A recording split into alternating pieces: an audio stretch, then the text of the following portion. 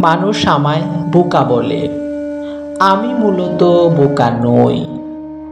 আমি আসলে স্বার্থপর হতে পারি না মুখের উপর না বলতে।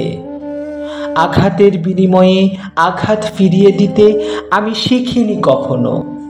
আমায় নিয়ে বসা সমালোচনার সভায় শক্ত গলায় বলতে পারি না, চুপ করো, অনেক হয়েছে, এবার থামো তোমরা। আমি সবটা হজম করে মাথা নিচু করে চুপচাপ থাকি। আর এসব দেখে মানুষ আমায় বোকা ভাবুক, লোকে ভীতু বলে হাসে আমায় নিয়ে। এই যে আমি মানুষকে ছুঁড়ে ফেলতে পারি না যে, বরং যারা কাছের তাদের হারানোর ভয়ে আরো খানিকটা শক্ত করে আঁকড়ে ধরি, জড়িয়ে নেই নিজের সবটা জুড়ে। তাদের সামান্য নীরবতায়ও চোখের জল ফেলি। হয়তো তাই তারা আমায় নিয়ে হাসাহাসি করে। হাসুক, আমায় ব্যাকডেটেড বলুক।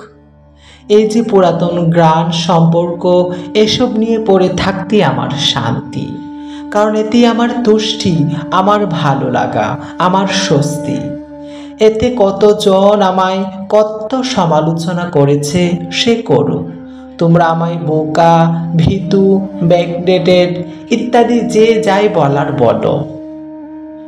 তবে বিশ্বাস করো, স্বার্থপর কিংবা অহংকারী আমি মোটেও নই।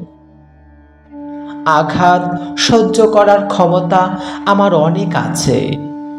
কিন্তু একটা কথা ভুলে যেও না কখনো,